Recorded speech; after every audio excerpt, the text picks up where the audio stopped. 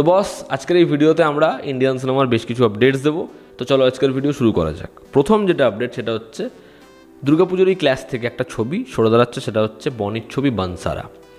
এবার আমার মনে হয় দুর্গাপুজোর সময় এই দেবী চৌধুরানী হোক, রক্তবীজ 2 হোক, রঘু ডাকাত হোক, এরকম বড় বড় ছবি রয়েছে, সেখান থেকে এই ছবিটা সরে যাওয়াটা খুব ভালো সিদ্ধান্ত।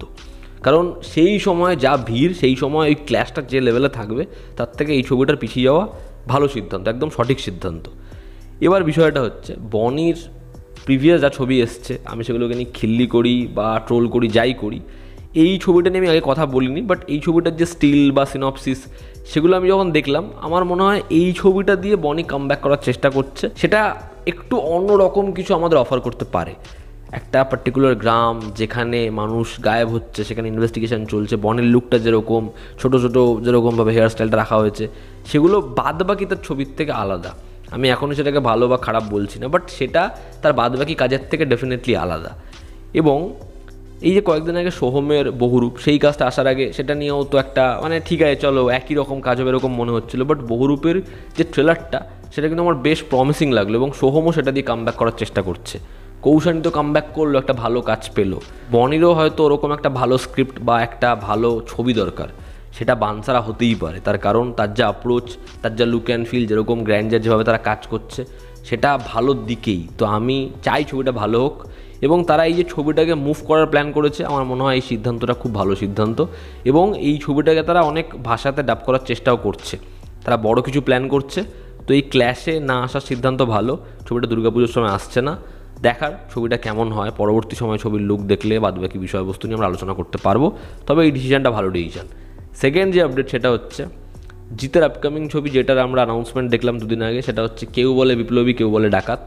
সেই ছবিতে ফিমেল লিড হিসেবে কে থাকবে, যার নাম শোনা যাচ্ছে সেটা হচ্ছে ঋতুপর্ণা সেনগুপ্ত। ঋতুপর্ণা সেনগুপ্ত জিতের লাভ ইন্টারেস্ট হবে কিনা, অনন্ত সিংয়ের ক্যারেক্টারে লাভ ইন্টারেস্ট হবে কিনা, সেটা এখন প্রমিনেন্ট নয়। তবে ছবিতে একটা গুরুত্বপূর্ণ চরিত্র থাকে দেখা যেতে পারে, এমনটাই আপডেট। এবার এর কোনো কনফার্মেশন নেই বা পরবর্তী সময় প্রোডাকশন হাউস তরফ থেকেও যে অফিসিয়াল করা হয়েছে এমন কিছু নয়।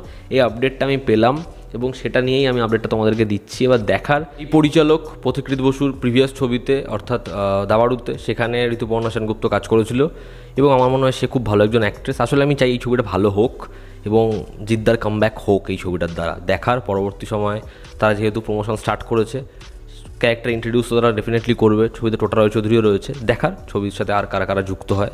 এবং অন্তিম যেটা আপডেট সেটা হচ্ছে যে ছবিটা আশিকি 3 বলে আমরা ভাবছিলাম আর কি, কার্তিক আরিয়ান এবং শ্রীলার ছবি, যেটা অনুরাগ বাসু পরিচালনা নির্মিত, সেই ছবিটা দিওয়ালি থেকে মুভ করেছে আমরা সবাই জানি। সেই ছবিটার মেকার্সটা প্ল্যান করছে রিলিজ দেওয়ার ক্রিসমাস 2025, এবছরের ক্রিসমাসে।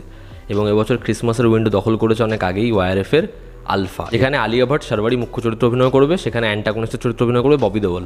তো সেইগুলো ভালো হতে পারে, বাট ওয়াইআরএফের স্পাই ইউনিভার্সের যে রেপুটেশন হয়ে রয়েছে, আর উল্টো দিকে অনুরাগ বাসুর ছবিটা, সেই ছবিটা সাইয়ারের জন্য একটু সাফার তো করবেই। দেখার বক্স অফিসে কোন ছবি এগিয়ে থাকে। তো এই ছিল আজকের লেটেস্ট আপডেটস। তোমাদের কি অপিনিয়ন জানিও, জনতা আমাদের পাশে আছে। আবার দেখা হচ্ছে, টেক কেয়ার।